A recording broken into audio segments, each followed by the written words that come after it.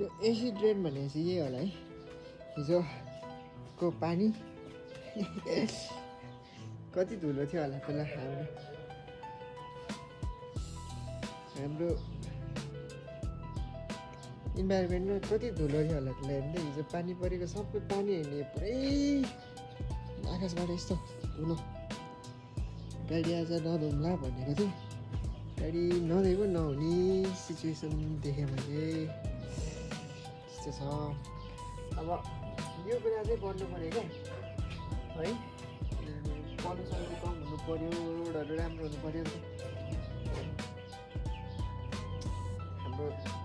पिचमै हिँडेको गाडी हो यो खासै अफ रोड गएको छैन हिजो यो कुराहरू चाहिँ गर्नु पऱ्यो गाडी फेरि आफूलाई पुस्न मन लाग्दैन अलिक धुन लिएर जानु पऱ्यो गाडी एसी ट्रेन